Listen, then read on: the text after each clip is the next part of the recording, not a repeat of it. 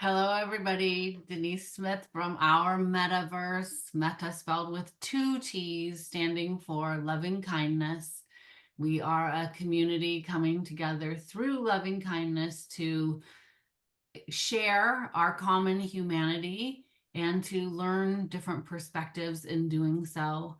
Very excited to have for our third out of three classes with us, our teacher Karuna Cayton, to teach us nothing less than the nature of reality. Thanks for being here again, Karuna. We haven't really gotten to the topic yet, have we? A A little little bit. bit. We've danced around it, yeah. I mean, yeah, it's it's too bad that it's not, well, you do record these, so people will whom are missing tonight might jump in later in the future. Lucas says hi. Okay. And because this is where we're going to actually talk about the topic at hand. It's We've touched on it, and it's a kind of a it's not really an easy thing to try to present to a very newer kind of audience. On the other hand, I always like trying to present any Buddhist idea to a secular audience, or any other kind of audience. I think I mentioned to you that Lama Yeshe had told me his instructions were to me that, or to a lot of students, that you have to be able to teach these ideas so your mother can understand them. So, because they're universal principles, like we talked about, and I think in the first class. So, if it's a universal principle, then it should, I mean, it doesn't mean it's simple, but it should be able to be translated, for anybody. If it's universal, it's universal. The other thing is that it's mostly psychology. So, in the Buddhist frame of psychology or the scheme of psychology, we all have the same psychology.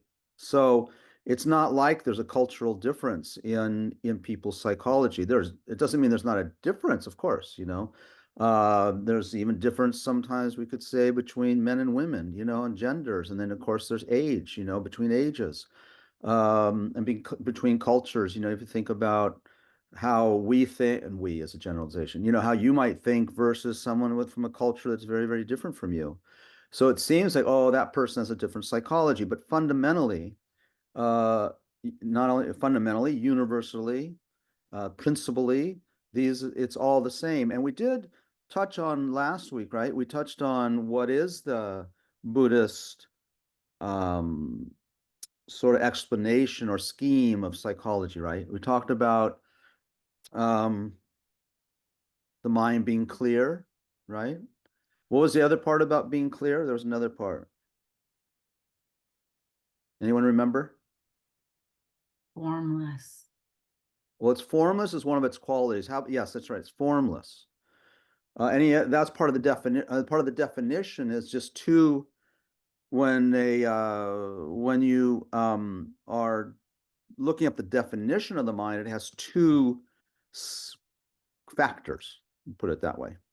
Anyone remember? One was the factor of clarity.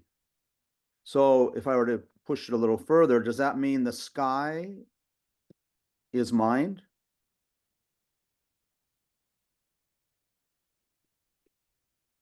It's clear, right? Able to perceive objects. Yeah, you got your notebook out. Good girl.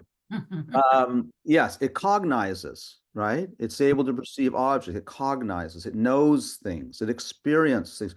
Sometimes I like to use the word experiences because, you know, uh, anything that we think about, anything that we perceive. So in everything that's happening in our consciousness, in our world, like right now, you're experiencing, right? You and I are having an experience right now. So the experience is not happening. First of all, it's not happening in the table, right? It's not happening in the computer screen, really, the experience. So when we're sitting here, what we're experiencing is sounds and colors, right? And maybe thoughts and emotions and feelings, right? So if you just that quality of experience is what is meant by clear and cognizing. when I was in my early days, the definition, when these things were just in the process of being translated for the first time, the definition was clear and knowing. We don't use that anymore because I think clear and knowing is like, you know how to replace a filter or something, right? But knowing can be knowing is the correct word, but it's not as sort of clear as the idea of cognizing or experiencing. So you think for a minute, and we never think of this, okay? They never talk to us about this in school, do they? Maybe slowly now, but if you think, we're never asked who is the experiencer. Not in school. No, we're not even, and then even in, where are we asked that though? Are we asked that in maybe therapy or something? I mean, actually, have you ever been asked that or thought about who's the experiencer? It's kind of weird if you haven't, because you've been doing it since the moment you were conceived. Is that strange? I mean, think about that. Think about if from the moment you were conceived, someone hit you in the arm every 2 minutes, right? It's something you would know very well, right? Yes. So here we go through life, and no one has asked you who's the experiencer. Anybody want to just take a stab at the answering that question? Who's the experiencer? Who's the experiencer of this tea? Who is the experiencer of this class? Who is the experiencer of feeling your butt on the cushion or chair or couch? Who's the experiencer listening to it? Who's the experience? I mean, who, and that is a central question in much of Buddhist psychology, okay, and Buddhist practice. Who is the experiencer? Who is the experiencer? And when we talk about reality, the experiencer is not who we think it is. Okay?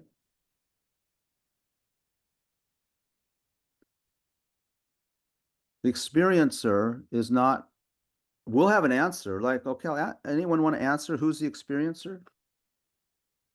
I feel like the only logical answer is for us to say, like, ourselves. Okay. Right. Like, I was trying to think something deep, but like the only thing I can actually think of is myself. Yeah. Yeah. So it gets even stranger when you think about it. It gets pretty bizarre, because now I'm going to ask you, what is ourselves? In other words, the reason I'm saying that, not to pick on anybody, but it's just a synonym for, I mean, it's just a word. But yet from the moment we were conceived, we maybe, we couldn't speak and like that, but we could say ourselves then too. I mean, experiencing being hungry and crying and all that sort of stuff, being lonely, it's ourselves, right? But ourselves is a euphemism for experiencer. And I mean, when you step back a moment and you think, and I ask you, okay, who is ourselves? What is that? What is that thing? If I ask you, okay, this is maybe a different way of saying it. If I ask you, what is a hand? What will you say?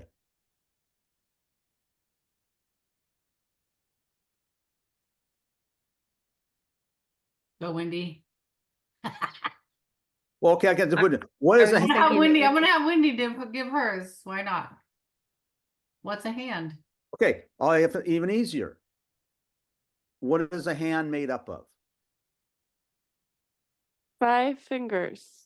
Okay, how is a hand different than a foot?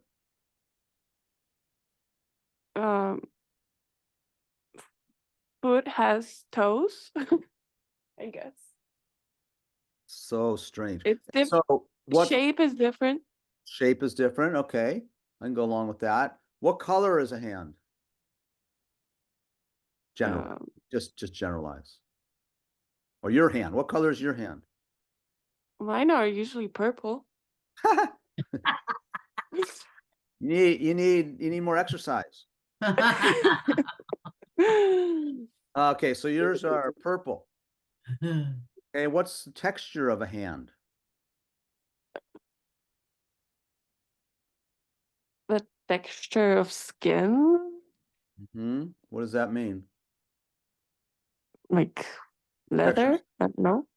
Okay. What's a hand composed of, constructed of? Bones, skin, blood, muscles. What makes a hand different from an arm?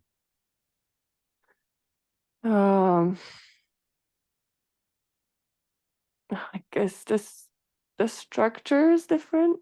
Okay. Um, Okay.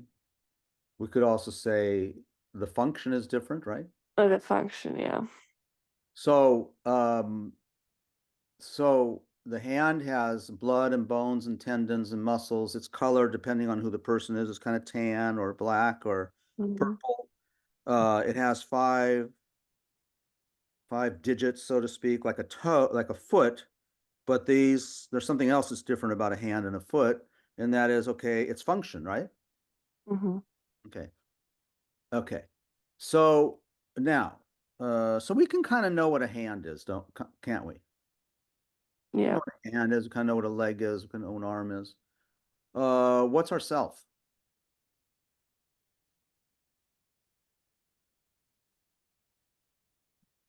Ourself, this is going to get circular, but ourself is that which is experiencing this discussion. Okay. What's it made up of? What's its construction? Our thoughts. Thoughts are constructed by thoughts. What else? By the way, I told you last week part of it. I didn't bring my notes. No, I mean, no, you don't need your notes because it's just a discussion, right? The point is we're getting somewhere here. We're trying to make a point. Are you talking about the physical structure of these things or the? Well, the hand we talked about, we kind of deconstructed it into this and that, and I'm saying, okay, what is the mind? First of all, is the mind, I mean, the self, is the self part of the body or is the self part of the mind? It's a tough one. In my mind, it's part of the mind. Okay. What's it constructed of? Just like the hand is constructed of bones and blood and all that stuff. What's the, if it's part of your, of feelings, of assumptions, of biases. Experiences. What's that? Experiences, right? Experiences. Okay. So Rachel all of says those things, consciousness. just like I could dissect my hand and put all the parts on a table. So I can do that with the mind too, right? I can put assumptions on the table. I can put thoughts on the table. I can put experiences on the table, lay them all out there. Kevin looks at it and goes, oh, there's Karuna's experiences and feelings, right? Right? No. Can I lay those all out? Even when I say to you, and you know this is kind of common, even when I say to you, oh, I love the taste of an orange. And then you say to me, what does it taste like? There's no way you can describe it. You can describe it, but there's no experience of it for the other person, is there? Unless they've had an orange. I love that. Right?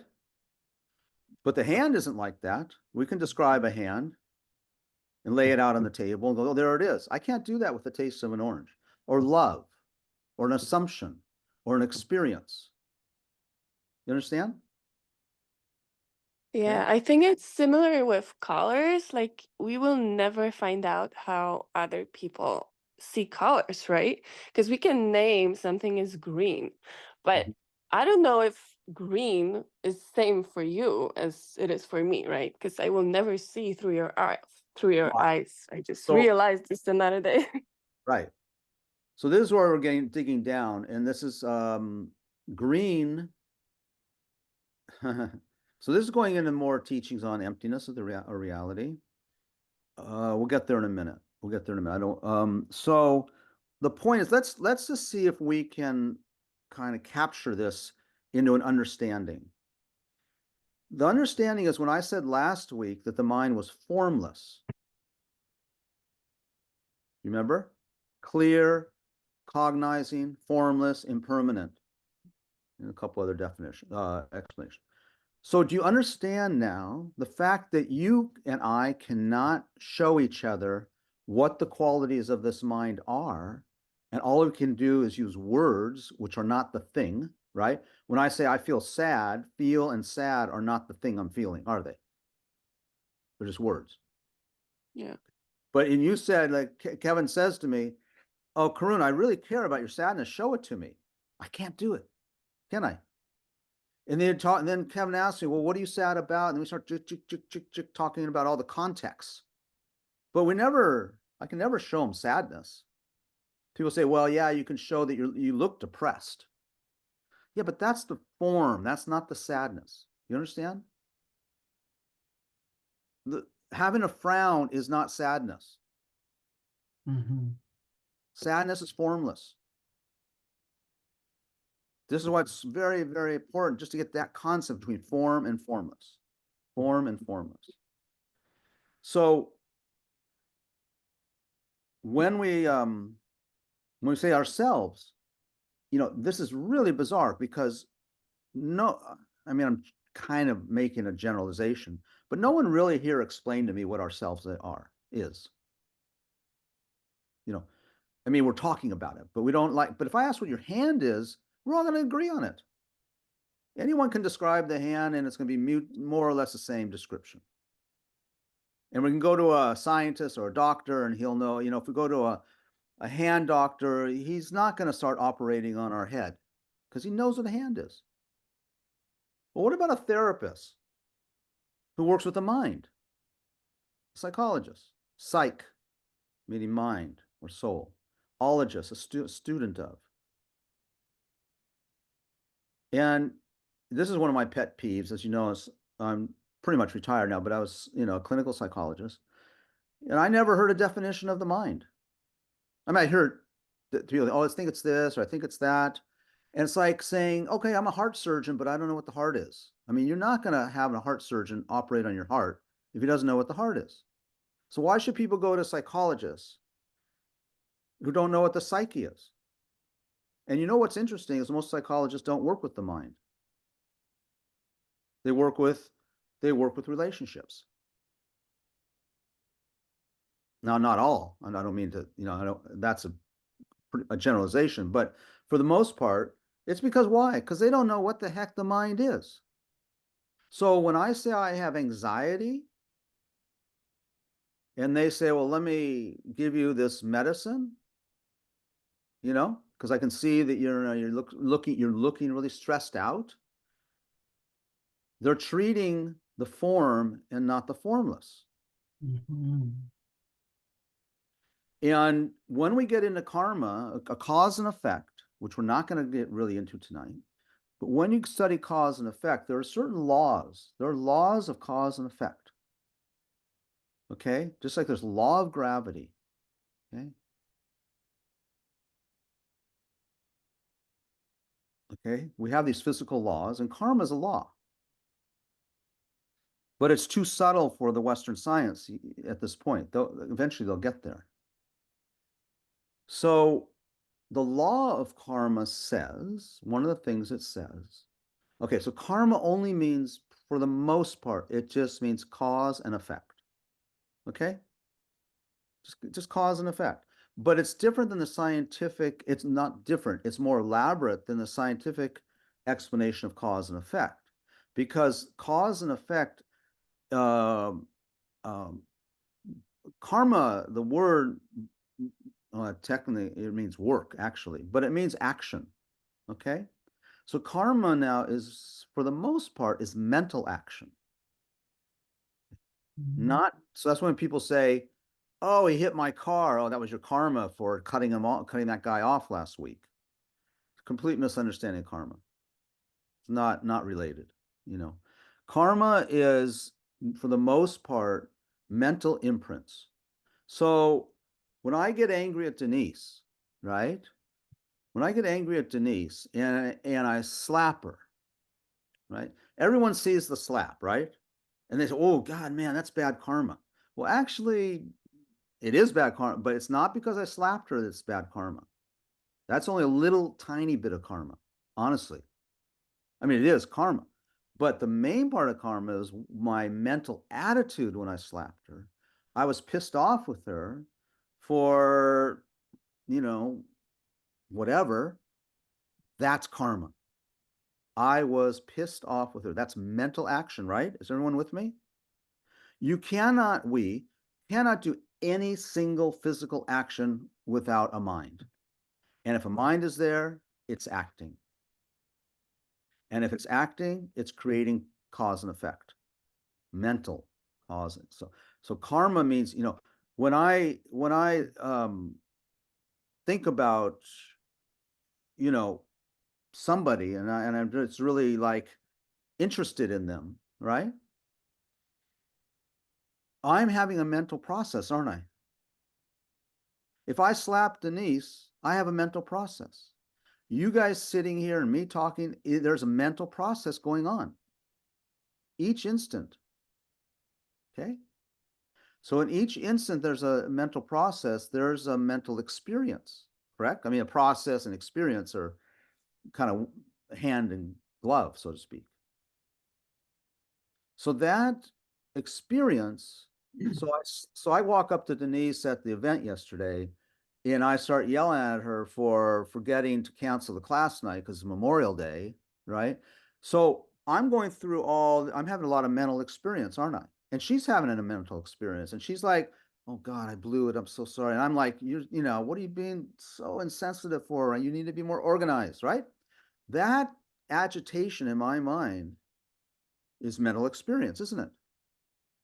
Her feeling, you know, kind of apologetic is also a mental experience, isn't it? Not all mental experiences are equal, though. That's why we don't kill, for example, as Buddhists. Why? It's very hard to kill something without a strong mental attitude or mental action. So karma is just, not all karmas are equal. It all has to do with the strength of the mental process at that time. So in fact, in reality, it's possible to kill and not have negative karma. Because if you killed with love or a peaceful mind, that's going to create a different imprint than killing for the usual reasons. And I'm not advocating euthanasia, for example, assisted suicide. I'm not, because people always come up with that. Isn't that with love? And I would say, for the most part, no, it's not with love, with ignorance and attachment. So it's still negative imprints. It's not like killing, going out and murdering someone and then torturing them first. You know, of course, you know, there's many aspects of karma that determine the weight of it. Okay. So if you have a dream of killing someone, it's not the same as going out and killing somebody. Okay. So that's the mental action, right? So yeah. So I'm going to go. So I just want to get that out because that's a very. Sandro has a question. Got a Karuna. Yeah. question. Sandro needs to ask Um, the question. So okay, so if I kill a spider, right, I don't really think twice about it. Right. Didn't affect me. It wasn't a big decision. But what I'm wondering is if I sat there and thought about it and toiled over it and then did it anyways, is that worse? Can I step in on this one, Karuna? What's that? Can I step in on this one for a second? Mhm. If you saw a spider and you looked at that spider and said, wow, it's in the wrong place, somebody's going to see it and want to kill it out of something that they're just accustomed to doing. And you took a piece of paper and you put it under that spider and you put a cup over that spider and you took it outside and you made it live. But what would why? be No, different? he's asking why. No, that- but that's- wait a minute. I You're ahead. You're too far ahead. I'm gonna. Okay.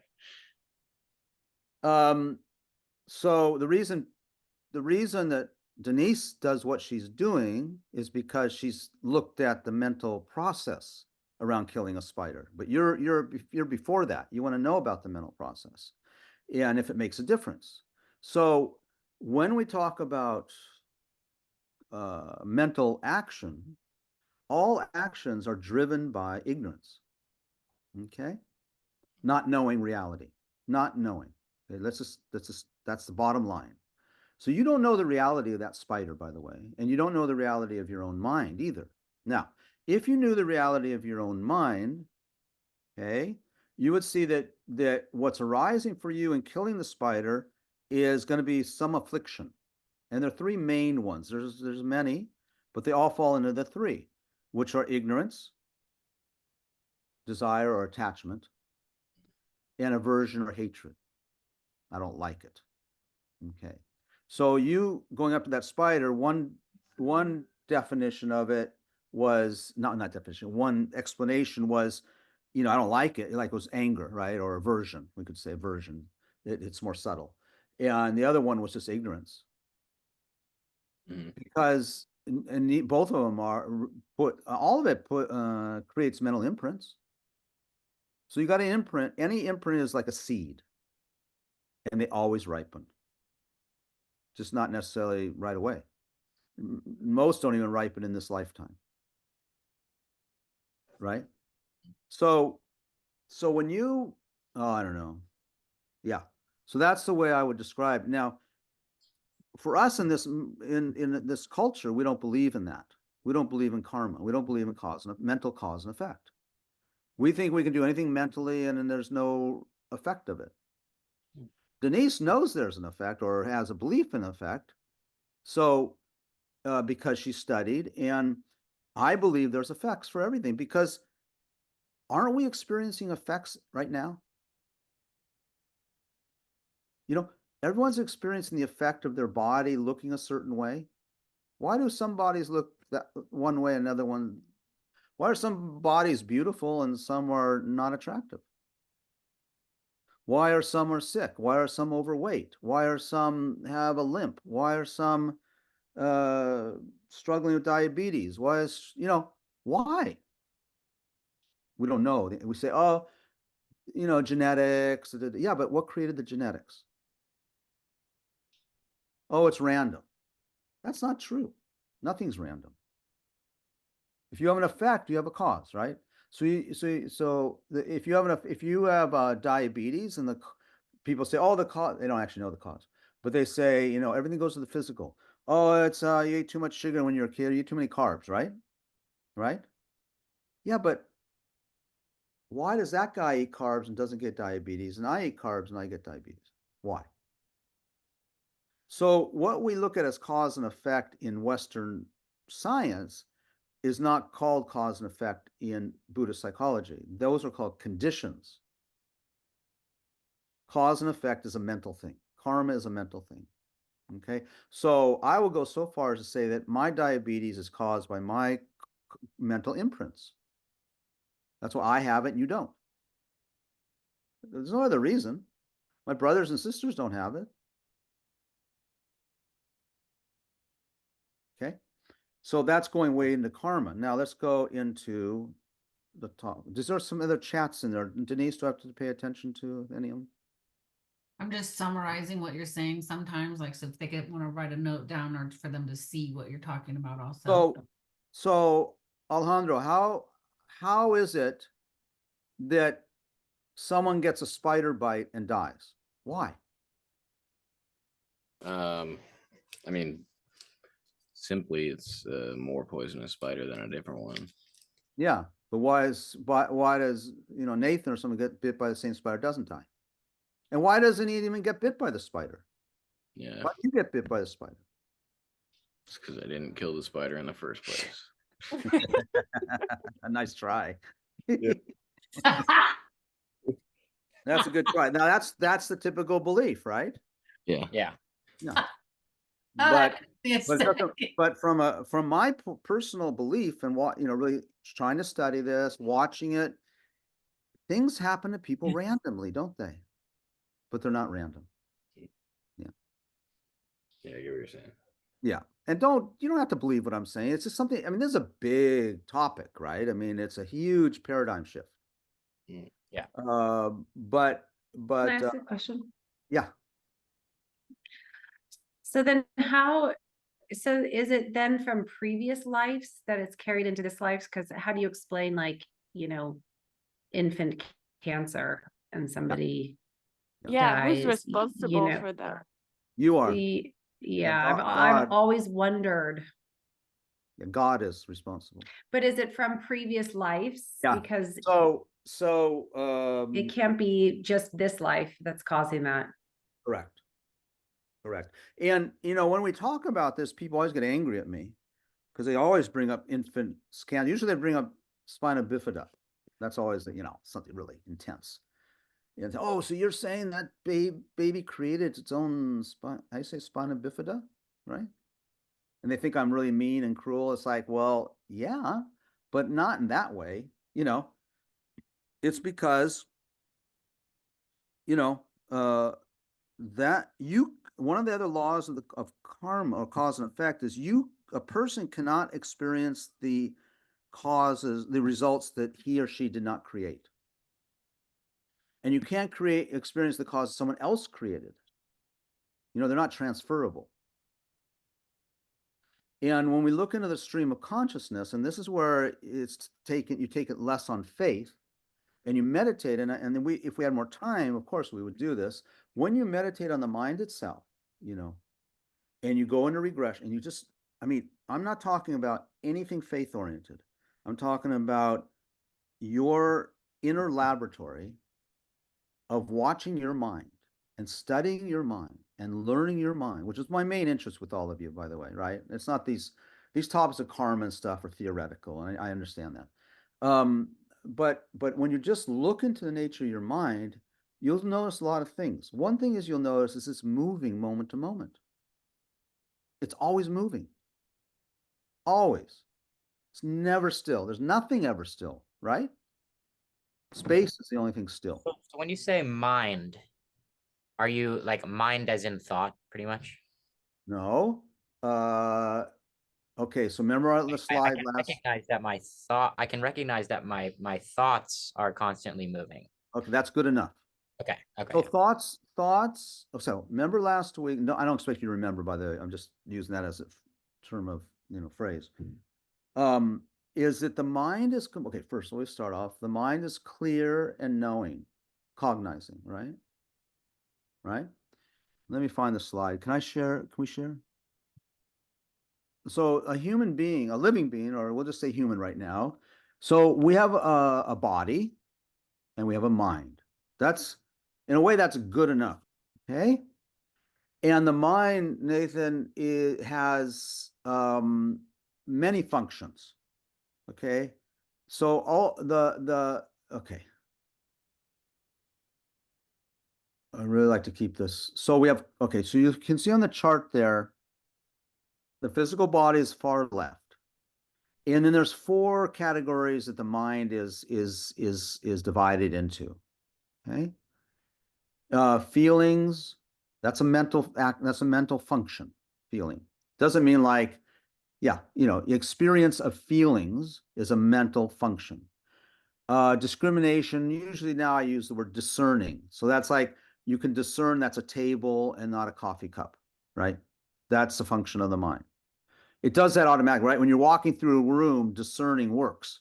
Otherwise, you run into everything, okay? Then you have the compositional factors. Now, these are all the other stuff like fear and concentration and love.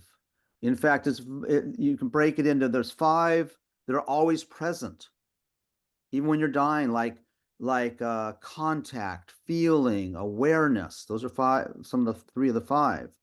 And then there's 5 that are like that. I'm not going to give you all the terms. So that's 10. Then there are 11 virtuous minds, like love and equanimity and non-harmfulness, things like that. Okay, so good ones, 11. That makes 21. And then there are 4 neutral ones, like sleep. Sleep is either good or bad. It can be good or bad. Or regret. Regret is neither good or bad. It can be good and bad. Guilt is bad regret. Okay, it's a negative mind. Regret is like, oh, I wish I hadn't done it. I'll try not to do it again. That's a good mind. So I don't know how many does that make? 12, 11, 22, 32, 36.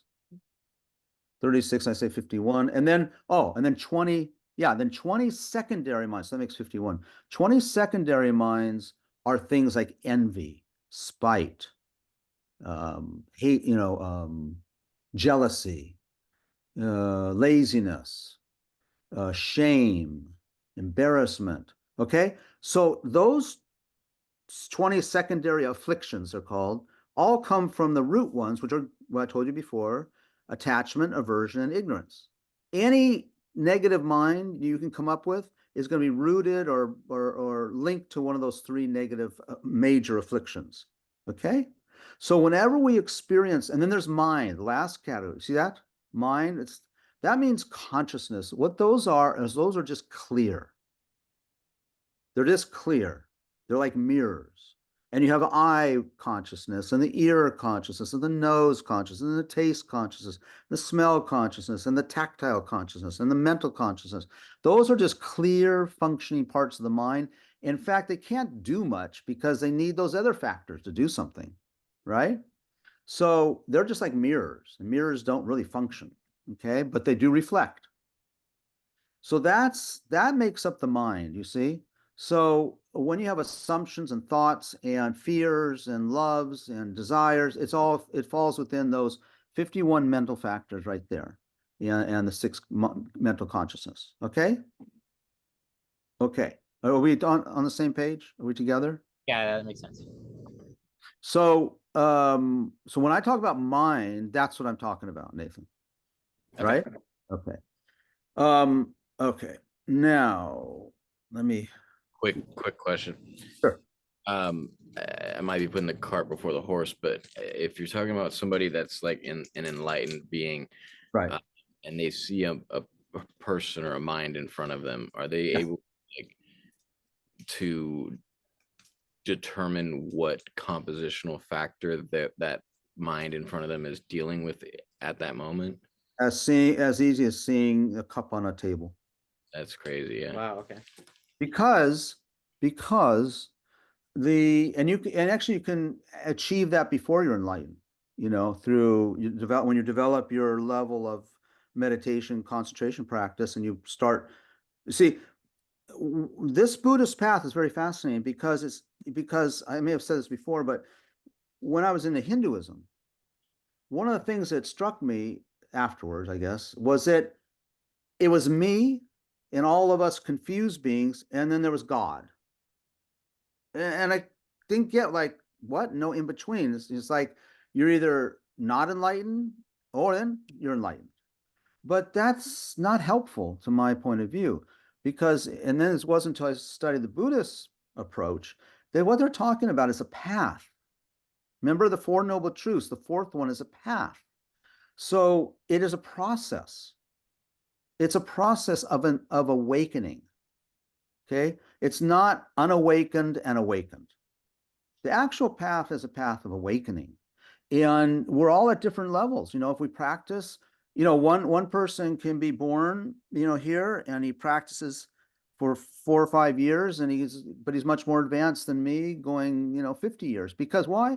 From previous life, right? You don't lose this stuff. You don't lose it. I mean, it can get suppressed if you don't take care, but you don't lose it. Because remember I told you there's certain laws about karma. One is you can't inherit someone else's. If you don't create the cause, you won't experience the result. Another one, and this one's good and bad, is a karmic imprint is never, ever, ever lost until it ripens, and then it's done. So karmic imprints we create now will be here until we're enlightened, really, or, far along the path. And what we're experiencing now, when when you experience stray bullet that seems to go through 4 houses and kills a little baby in its crib. It's a true story, right? I don't know if it's 4 houses, maybe 2 houses.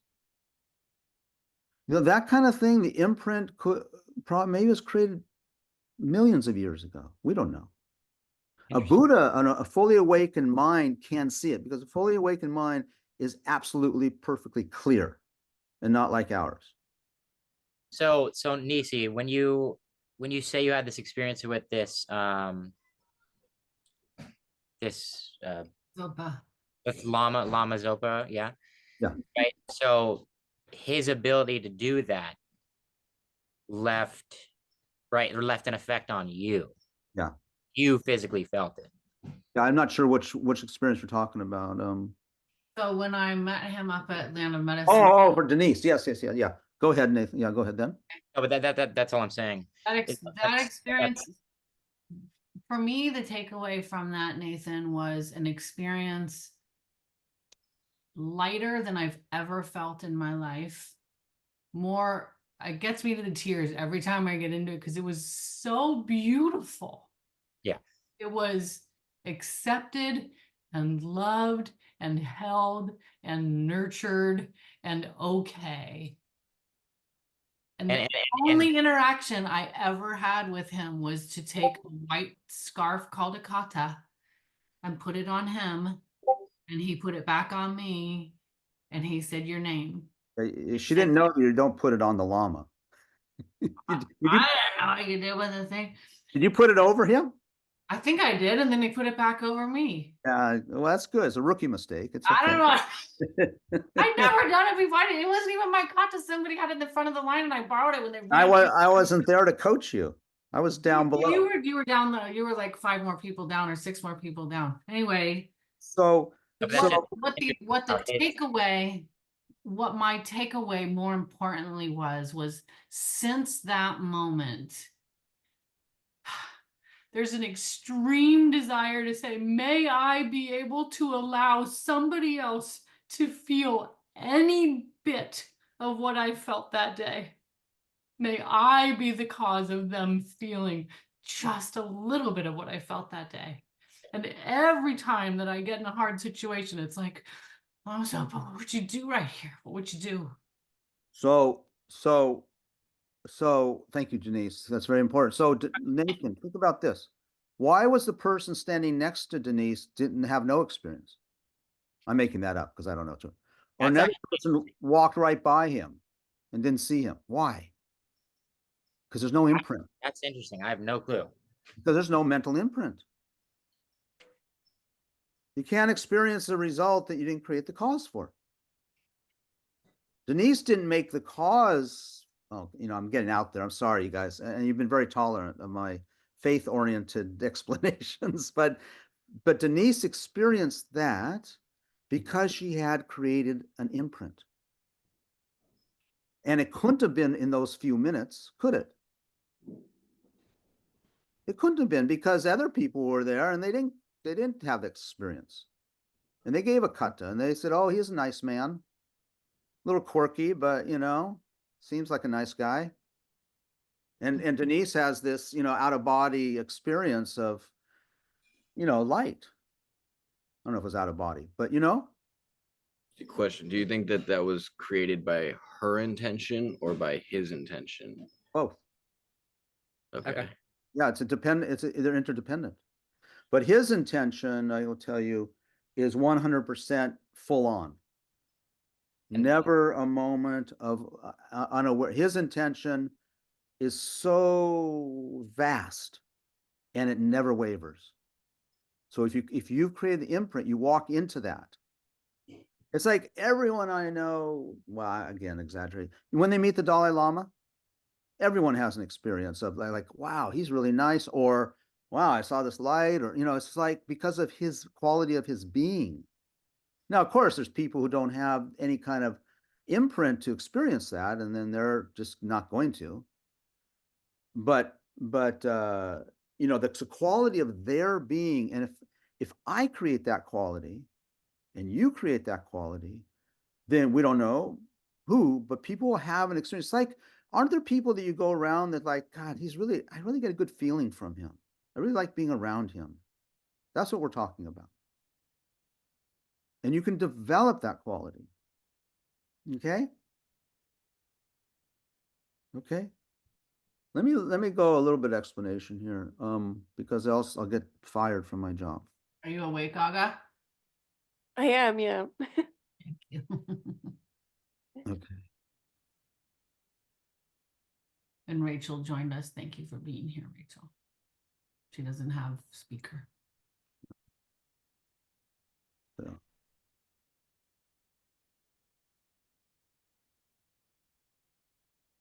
Oh wait, sorry, I got to get rid of this. I'm on the wrong screen. You guys are great, and I hope this is helpful. I know I don't know what I say sometimes. Okay, so we're going to get into a little bit of emptiness, but let me give okay, what defines something as Buddhist? Because we have Christianity, we have, Islam, we have Judaism, we have science, we have Jainism, we have Hinduism. So what makes something Buddhist? And we're talking about the philosophy, right? Because all of those have a philosophy, don't they? They all have a philosophy. Okay, I'm not going to go into this now, but Buddhism's philosophy, what determines something as Buddhist are what are called the 4 seals, okay, or stamps. I'm not going to go through these, but it leads to our discussion of emptiness. So all products, now product is anything that's produced. And guess what? Everything's produced. Just means everything that has a cause. Anything produced has a cause. I'm not talking about production like, making computers and stuff and cars. I'm talking about this moment is also a product, right? Right? Your hunger is a product, isn't it? It's produced. We don't think like that, but that's the reality. So Buddhism teaches that all products are impermanent.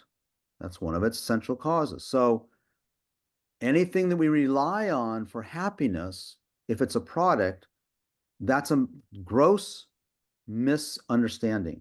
We're putting our trust in something that's changing because we see it as unchanging. You with me? Now, there are other, like in Christianity, when we talk about God, they if you really ask them, I mean, they're not so robust in their philosophy, but you really get the point. They're talking about something permanent, unchanging. Remember, space, not eternal. Eternal is impermanent, isn't it? Let's just say the universe, or let's just say, just for the sake of discussion, that the planet Earth is eternal, which we know it's not, but let's just say it is, or the universe. But planet Earth is changing moment to moment, isn't it? Right? So it can be something eternal is impermanent, but space is permanent. It doesn't change moment to moment. There's not many things that are permanent. Space is one of them. Okay. Then all contaminants. Sandro got stuck on that one. Hang on.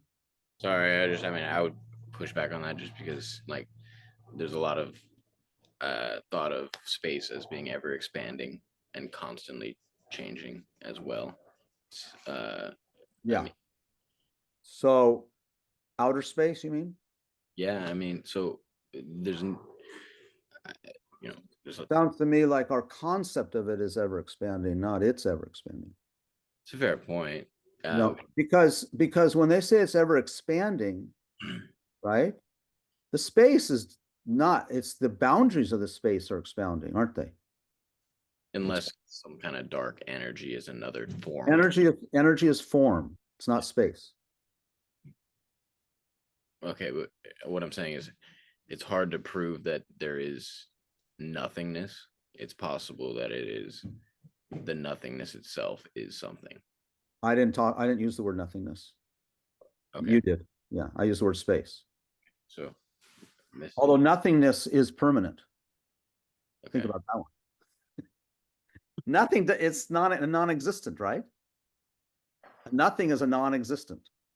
Space is not a non-existent. Space exists.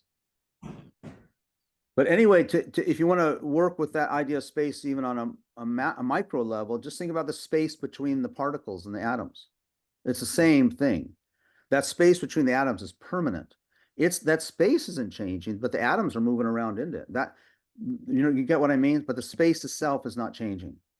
Even though it might look like I take this cup and it has space there and I break the cup and you say, oh, the space changed. It didn't actually, right? Can you follow that? Yeah, no, Yeah, I yeah. follow. Yeah, the cup did change. And so the space it was containing, the container changed. So the perception changed, yes. But the space itself is not in movement. And sorry to go there with you guys. It's That not was fair good. it's not fair what I'm doing because and it's not a bragging thing. It's because I've been studying this and meditating on it for 50 years because I don't get it either. So don't worry. So, I just get maybe I have a, few days longer on looking at it than you. That's all in this context. Okay. So I don't mean to be like, showing off or anything. I just want to be helpful. The second one is all contaminant things are miserable. It just means that anything that's contaminated means the way we see things is with ignorance. So they're contaminated. Okay. Like chocolate cake. Chocolate cake is contaminated. Okay. And so it leads to misery. And I'm not going to go into this. This is a whole class. Okay. It's just all these things will never provide happiness, is what it means. Okay. The third one, this is where we're going to go in a second. All phenomena are empty and selfless. Okay. All phenomena means everything practically that exists. Anything, any existent. And that means your car, your mind, your thoughts, your feelings, the walls of your house, your parents, your children, whatever is all phenomena, right? Anything that's an object of your perception or experience is phenomena. Just so you know what we're talking about, okay? And then nirvana is peace, which means there is a state of being which we were looking at before, like a Buddha, that you can develop, and you can experience the state of nirvana or full awakening. That's all I mean. Nirvana means awaken. Well, basically, it means peace. But peace means because the mind is awakened and no longer tricked. So why am I talking about all this stuff? Is that we are not in a state of nirvana. We're not in a state of peace because we're constantly being tricked by objects into thinking that they're real. And then we pursue them, or we avert to them. This is the whole Buddhist path. This is the whole Buddhist intent, I should say. So because I really, I know this is a lot, but Denise asked me to talk on this topic, and I'm only getting into this last day, and we're in the last 20 minutes or so. So what we're talking about, and we can have a discussion soon, is that everything appears to us falsely. Okay, and I gave you the definition of reality. Anybody remember what it is? You're the worst students, you guys. I swear. You all get C's. I'm not gonna fail anybody. What happened to Kevin? Did we lose Kevin? Yeah, he was on the ferry driving. Oh, okay. I thought maybe he was able to reconnect. The definition of reality is what? Okay. So the definition of reality is that the way things appear is the way they exist. Oh, right. I remember that actually. Yeah. The way things appear is the way they exist. And Buddhism's problem with all of us is that we believe the way things appear is the way they exist. That's pretty heavy. Yeah. It does not mean, this is very, very important, does not mean that they don't exist. So the way this I don't even see the way this mug appears, it appears to me a certain way, right? And to you too, right? And we believe, oh, that's the mug, right? And what Buddhism is saying is, you guys are wrong. This is not the mug that exists. There is a mug that exists, but the one you're seeing and or experiencing, now we come back to the mind, the one that you're seeing and therefore experiencing, because the eye does not experience. The eye is dumb. The eye is just like a lens of a camera. Okay, it doesn't, the film is on the mind. The mind is the film. Okay, the mind is the experience. The mind takes the photograph. So the mind is always photographing. That's what leaves imprints. That's karma, mental imprints. So if I'm seeing this mug and I totally believe this mug exists this way, right? And you do too, probably. And it doesn't exist that way, does that matter? That's a sincere question to you. Does it matter or not? You said. Yes. It should matter. Because otherwise we're living in a dream. Shouldn't matter, you're saying? It should matter. It should. Okay. Yeah. Don't you think? Otherwise we're living in, we're believing in hallucination. See, but I said there's, but I how do never, I- I never said there's no mug. Be very clear on yeah, that. yeah. Okay. So, right, if that mug is actually real, right? Yeah. But the way that I am seeing it or perceiving it is somewhat of an illusion, right? Right, right. Right, like, does the mug take the same form if I am Seeing the reality of it? I'm seeing the actual reality of it? Yes. And no, not exactly. Not exactly. And not either. Because the only thing, what happens is there's a lot, to see the reality of this mug is to see all about the mug, right? And there's a number of things we don't see about this mug. One of the things we see, and there's a slide coming up, but I'll just go through it now. One of the things that, I think I mentioned to you, one of my teachers is fond of saying, we see what isn't there, and we don't see what is there. That's the whole teaching on reality of emptiness. We see what isn't there and don't see what is there. Okay, what we see that isn't there is a fixed permanent cup. There are other things too. Don't just hold on to that, but this is the easier one. The other ones are more subtle. What we see is a fixed, permanent, unchanging cup. You do not see the reality of it. The reality is this cup is in a total state of flux and movement. We don't see that. Okay. The atoms are not just objectively, but mentally too, because objectively, the atoms are moving, molecules, particles, an awakened being does see all that. And in fact, you can see that before you're awakened through deep, as you develop your meditation practice. That's the thing we see that isn't there. The thing that's there that we don't see is that, back up. So one of the things we see that isn't there is this permanent cup out there. The other thing we see that isn't there is we have a mental image of the cup as being permanent. So not only are we flawed in our eyesight, so to speak, or perception, but we're also, the subjective experience of it is wrong too. Okay. That's not, and then Lama Zopa Rinpoche and the Dalai Lama, they walk around, well, Rinpoche passed away, but they walk around in the world seeing things as they are. Wow. Must be a trip. What it looks like, the descriptions they use are things like an hallucination. Okay. It's like, I don't know if you've done drugs, but I did a lot of drugs young. I went through the hippie generation. And, when you take psychedelics, it can have that quality of like everything becomes like an hallucination or illusory, or it just changes, reality changes. And that's how it is for them, but it's authentic. It's not some drug and it lasts forever. There's no break in it, right? Okay, so that's one thing about. Now, where did I get the idea of emptiness now, by the way, because I use that a lot, right?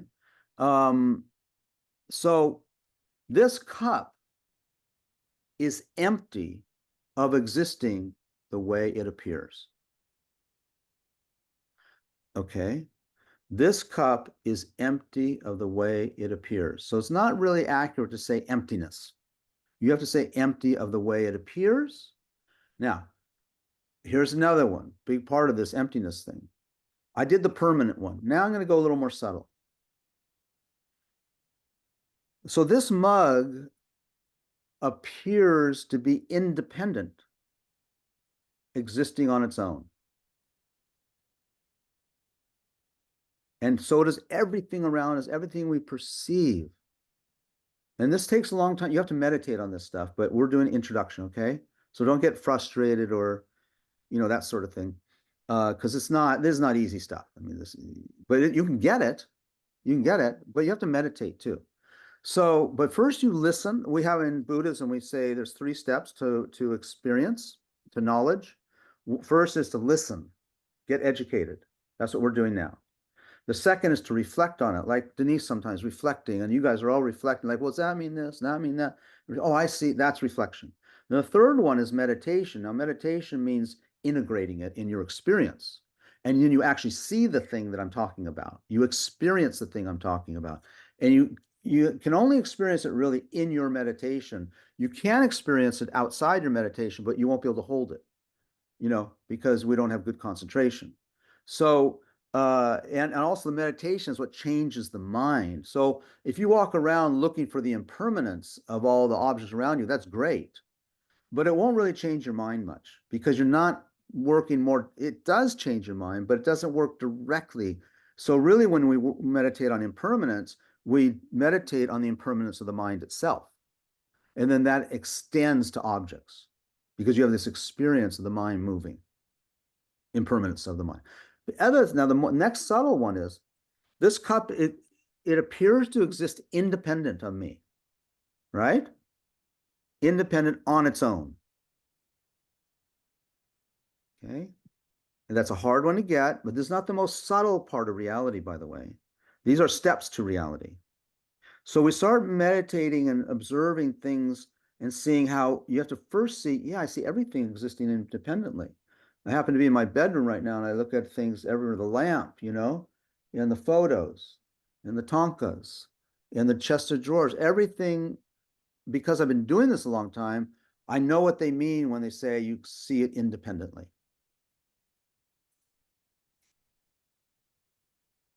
So this is more intimate. So I know what they mean. So when you look around you for a moment, and I don't have any expectation that this will make any sense, but can you see that things like there's the the window over there, and there's the lamp, and there's the whatever computer, and there's the couch, and there's the pillows, and there's the chair. You see how you see all those things? Just look around. When you look at each one of those things, you see it as an independent entity. It's over there. And that is wrong. Basic error. But no one knows this. It's a secret. Everyone in this world, except for the Buddhists, are getting that. And you're getting it. Why does it matter? So what I see that doesn't, what I see that isn't there is things existing independently. What I don't see, what is there, is things existing dependently. There is no chair. Let's see, whatever you're looking at. There is no computer screen, right? Independent, because you're there experiencing it, right? There's no screen without you. Wow. There's no squirrel running around on your deck without you. Is there? No, wait, don't answer. Let me continue with the thought. So it's either things exist independently or they exist dependently. Okay, so we say that what we see that isn't there is we see everything existing independently. And that's wrong because what is there that we don't see is dependency. or interdependency is the proper term. It's interdependent. If something is interdependent, can it be independent? Aren't they, are they mutually exclusive?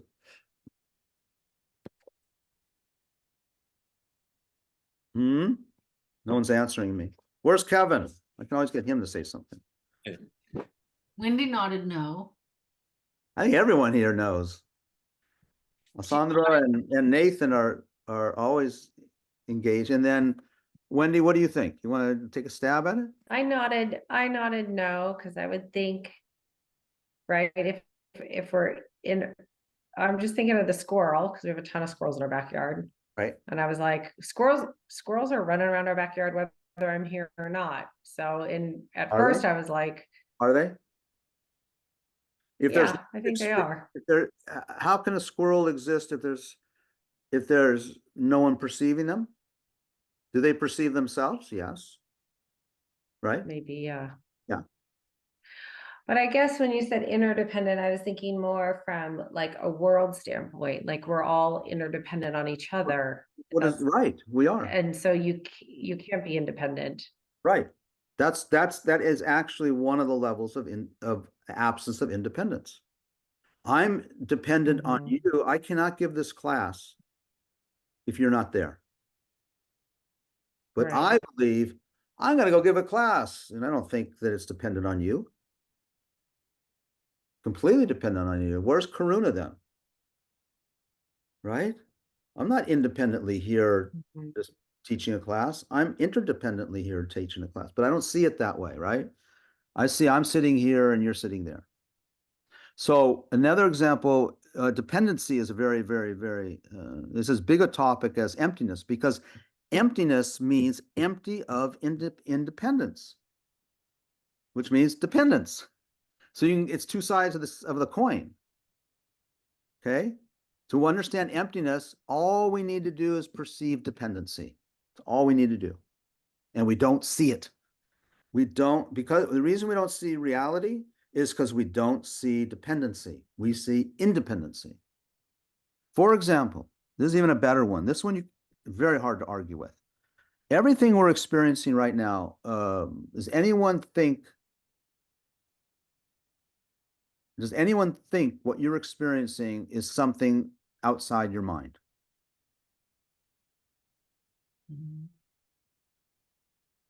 No.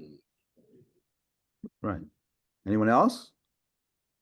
If it's not outside your mind, why do you see it outside your mind? I love that. This is the Buddhist problem, okay? This is what they're trying to help us with. Now, I'll tell you something very, very fascinating. You probably want to, okay, that's interesting, Karuna, nice little mind trip, okay? It's not, because when you see things dependently, you can do anything. Anything within the law of karma, right? I mean, you can't, still laws. But when you see things dependently, you understand. And then I think Nathan might have been asking last, I'm not sure, about, how these lamas can help. They can see well, I say not all lamas, few of them, the high ones. So they can see everything in your mind because they see it as a dependency. It's interdependent with their perception. Their minds are so clear. And then you say to them, something like, well, I really want to have a kid. And they can see in your mind that you don't have, that there's no imprint to have a child. It doesn't mean you could not create the imprint. Or you go to them and say, I just can't make enough money in my job. I just keep trying. They give me promoting, but then I just keep spending what I got. And I think there's something wrong with where I'm working. And then but that's not it. It's because of interdependency between your job and your mind. And if to change the situation at the job, maybe it's to change the situation in your mind. So would you say that, like, well, like what's the first step to yeah, and because you talk about meditation a lot, but is that the first step? Listening, which means education. I'm talking about the traditional phraseology, but they say listening or study, reflection. And that's what we do now in terms of reflecting. If we have more time and we get to know each other longer, we're going to do a lot more reflecting, right? We're going to go this way, that way. That's reflection. And you think about it too on your own. You sort of, it's like when you write a term paper, you have to use reflection as well, or don't you? I didn't. I used to just copy out of the World Book. We didn't have internet then. So I just thought, I have a question for you guys. So I wasn't a very Wait, good. there's 3 things: listen, reflect, and meditate. I'll get it. Meditation means integrating. Meditation, mental training. Okay, maybe mental training. Meditation is mental training. Okay. The people who wrote the World Book and the Britannica, those things, don't you think should have been A students?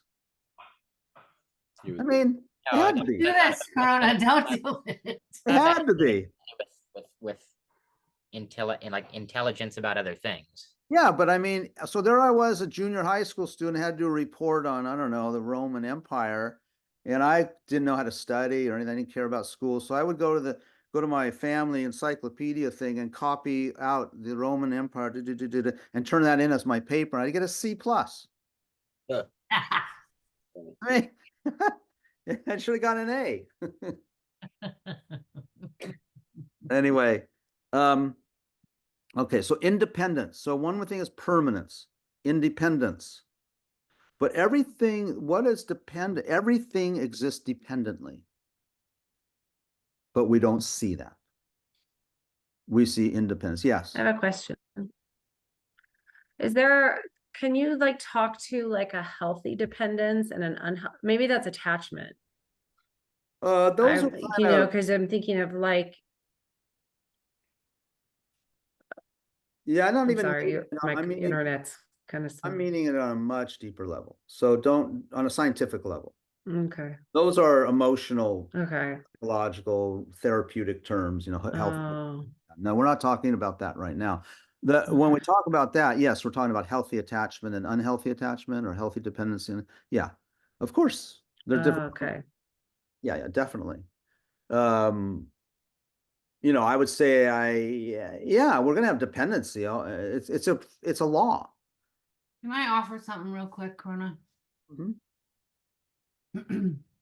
Wendy, I wanna just do a quick exercise with us, okay?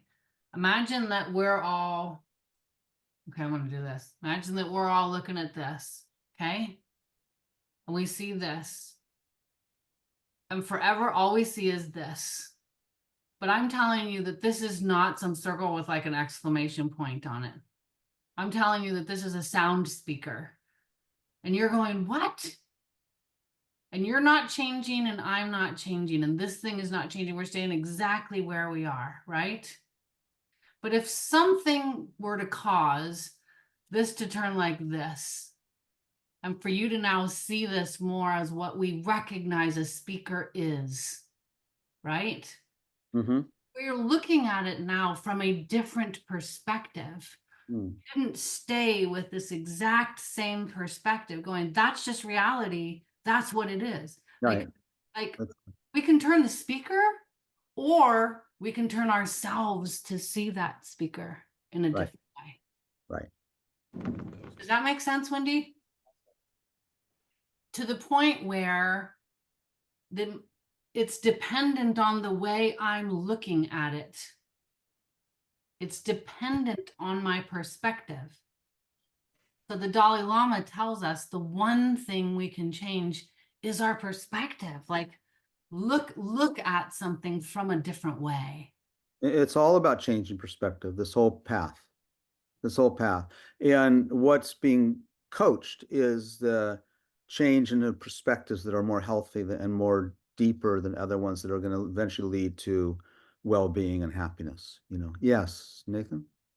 I'm just kind of like to me, and I feel like there's more, obviously, but more than your thoughts. There's more than your thoughts, but like to me, all of this starts and begins with like all of this is in your head with your thoughts, right? Like when you're saying meditate, on something, like, are you actually thinking about, like when you say meditate on emptiness, Right.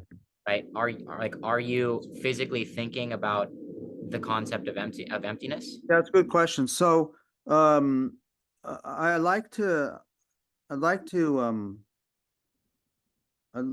what's the word? Impress upon you that what we hear about meditation in this culture is incomplete. Okay. Okay. One of the, not only incomplete, but confused. Okay. Yeah. So, when I speak about meditation, when I think about meditation in the Buddhist context, sometimes I stay away from the word meditation. I use the word mind training Mhm. because our minds are trained to see this cup as independent or as permanent and other things. I haven't got to the other ones yet. So, and that makes us unhappy. That's the whole purpose, right? Because I think this woman is independently beautiful and I want her. Just let's get, some real, things that really do affect us. Or I think this job that I'm really need this job for I'm applying for, I see it independently and it's going to make me happy. Okay? So that's the way our minds are trained to be recruited into a false perception that leads to a false belief. Okay. What Buddhism is brainwashing, clear and simple. But the difference is, and this is where you reflect. This is not where you accept what I'm saying. And this is perfectly fine, and is what you should do. You should study the brainwashing techniques that feel sort of acceptable or understandable to you, and leave the other ones aside for the while, okay? Because there's so many, and some are faith oriented, and some, don't worry about that. Just start with one or two. And this one we're talking now is the deepest one, right? And we're not even at the deepest part of this deepest one. Yeah. So it's mind training, Nathan. Now going more specifically, and please try to remember this, in the Tibetan Buddhist way of organizing the path, not just Tibetan Buddhists, actually all the Buddhist paths. We develop placement meditation. That's one we're usually familiar with, mindfulness meditation or placement. It means you place your mind on an object and you try and keep it there, right? That's what most of us, if we've had a little bit of training in the West, that's what we call meditation, if we know anything. That's like our breath, Nathan. Yeah, like watching the breath. Yeah, yeah. Okay, so that's what we call placement meditation, and that's very profound. But for us, it's only half. Now, the other half is what we refer to as analytical meditation. And this is not known very well in the West. But in the Tibetan Buddhist tradition, it is 50% of the meditation practice. So it's not just mindfulness meditation or concentration. It's also having to use analytical meditation. So in analytical meditations, where it segues into your question, yes, you do take a topic like emptiness or dependency or karma. We have many, we have hundreds. And then when I mean hundreds, actively we do those. We don't necessarily actively do all 100, but we get exposed to them and we actively do a set, over different stages of our practice and development. Even in one day, I might be struggling with something and I might meditate on one topic like the precious human rebirth. How do you I mean, that sounds, what? That's a concept. What do you mean a meditation? But we have a formula for that. And that's might be the one I'm working on because I'm really struggling with anxiety. But then I go, that one's not quite working. And then I hit on one that because I have a whole catalog, right? I have a Rolodex. And you need to create that too. That comes through study, listening. Analytical meditation is where you do your placement meditation, maybe on the breath, and then you go to this other side of your brain where you go, okay, well, Karuna was talking about this formula for analyzing objects to see if they're independent or dependent. We have those formulas. That then you switch your mind and you do that analytical meditation that's buttressed by your concentration. And then what happens, and this is the part they don't tell you a lot about, you will have an aha moment at some point. Might take months on that topic. It might take years. Probably not years, but definitely weeks and months, likely. Other times, people can have an insight really quickly because they have the imprint from previous lives or previous time. And then you have,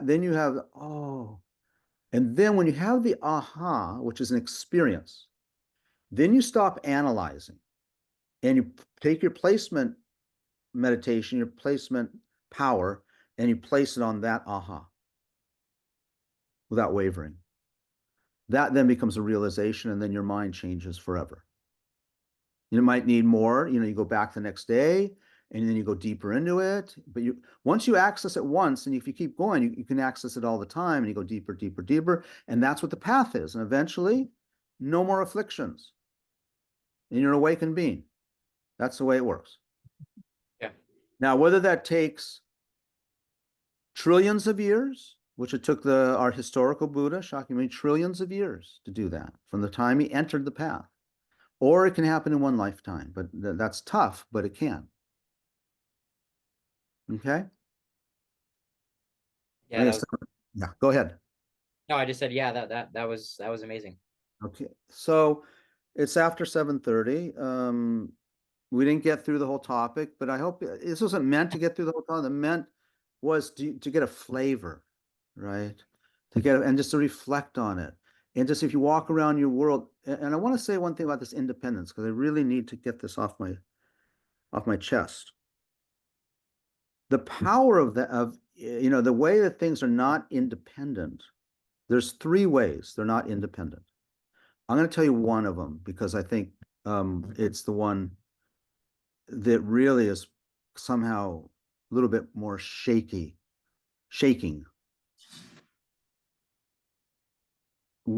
As you meditate and clear your mind and the squirrels in your backyard, you begin to see that there's no experience without your mind. So just like you think the squirrels are there running around, they're not running around until you perceive them. I don't know if they're running around without you perceiving. What I'm saying is, when we talk about it, let's just say, let's take a tree, maybe not the squirrels for a moment, but same with the squirrels. When you see the tree and you see it's there, right? You see it out there, independent. But now my question to you is, what color is the tree? Brown and green. Green? Brown and green. Brown and green. So brown and green are colors, right? Yeah. So when we look at the brown and green of the tree, we are tricked into thinking the brown and green are over there. But my question to you is, where is the experience of brown and green? This is very, very, very important. Where is the experience of the brown and the green? Only within your thoughts. Within your mind, yeah. Thoughts too, but we're talking. So to have an experience of any object, so we'll just take the tree as an example. You have to have an eye organ, right? You can't see the tree if you don't have an eye. You can smell the tree because you have a nose. You can hear the tree, the rustling of the leaves. You can feel the tree, but if you don't have an eye, you don't see the tree. So in this case, we're talking about seeing. And you don't have a tree without a tree, right?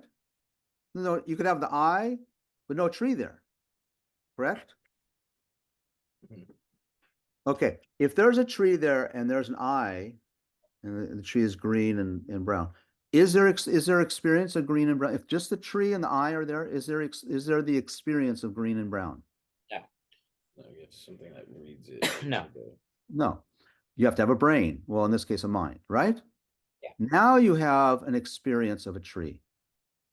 Where is the green and brown tree? That's all I want to know. Your mind. It's in your mind, maybe. over there, We- but it's But we think it's over there, right? And we spend our whole life going, things are over there. Yeah. But they're not.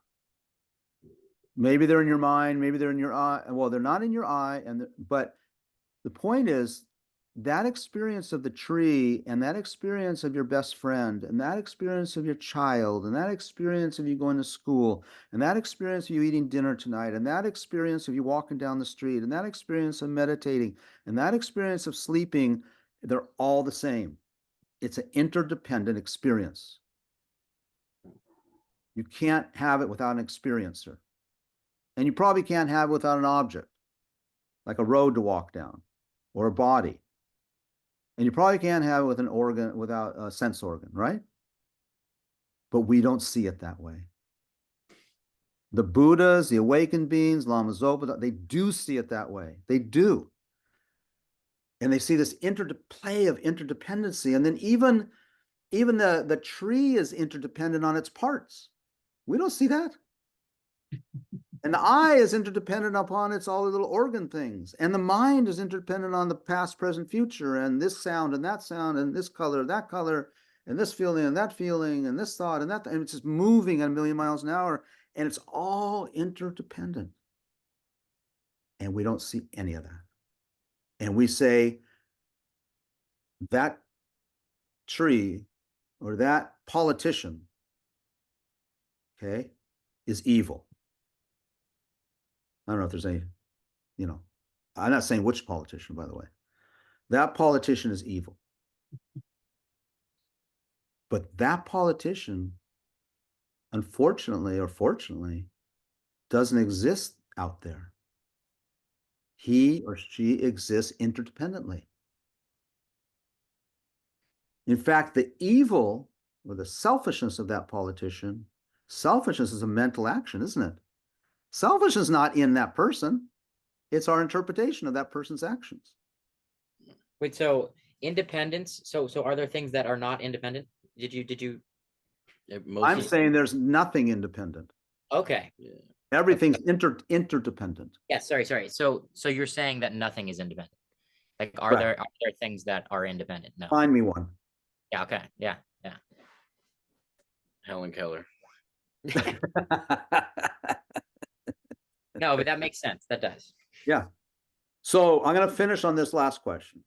So that planet way, way out in space that we can't see or anything.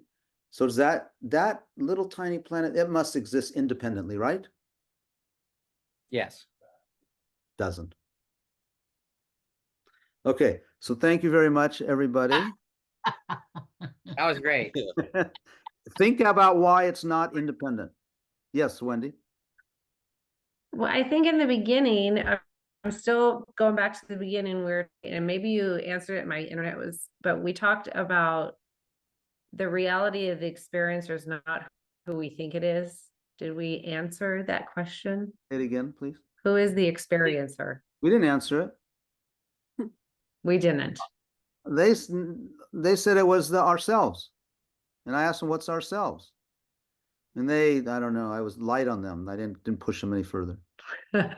Okay, we'll keep thinking about that. So- Thank you. so That's the- interesting.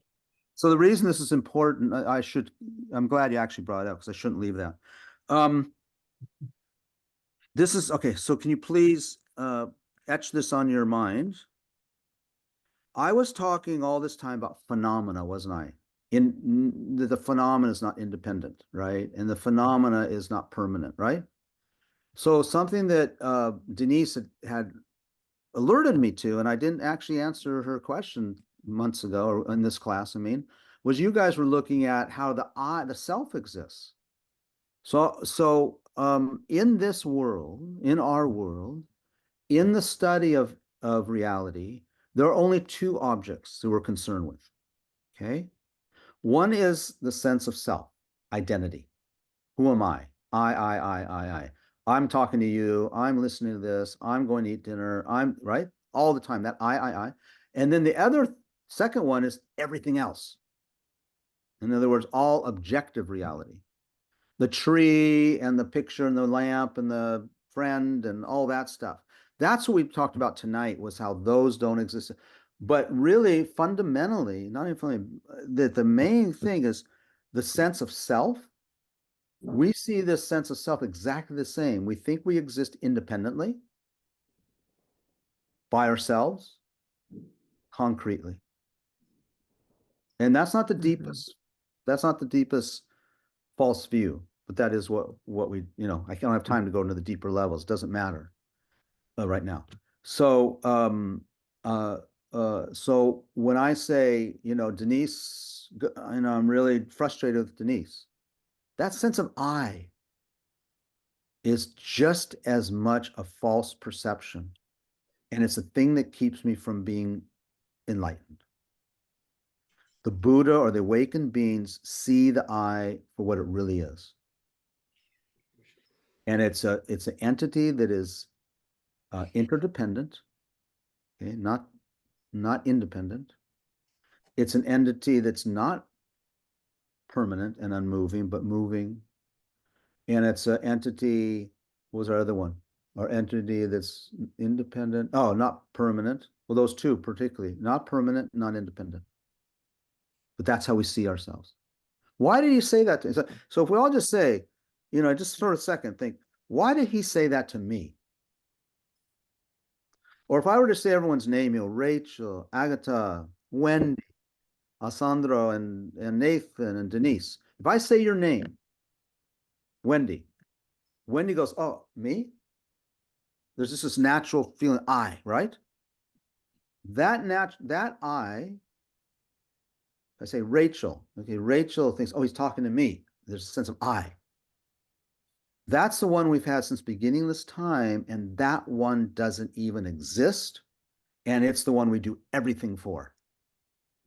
How can we do everything for this identity that doesn't exist?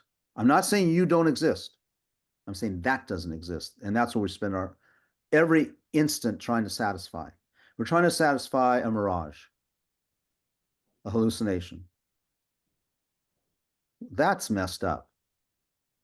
You can never do it. You can never satisfy that. Okay? Okay. Now you won't sleep tonight, probably. Okay, so thank you very, very much. Thank you. So let's just think for a minute that, you know, I had a good time, and I'm very thank Denise for inviting me, and all you to show up, and to think for a moment that all the energy we've generated, and, you know, curiosity, you know, if we use it like put the energy into sort of a savings account, then we would dedicate this energy, that my own wisdom, because what we're talking about is wisdom now. We haven't talked about love or compassion, the other side of Buddhism, or the other part. What we're talking about is developing wisdom. Without wisdom, there's no awakening. Without awakening, there's no happiness, real happiness. So I dedicate all this energy that I can increase my wisdom and understanding, so that I can fully comprehend the nature of reality, and then be of the greatest benefit to other people too, because I won't be confused. I'll know exactly what to do for other people.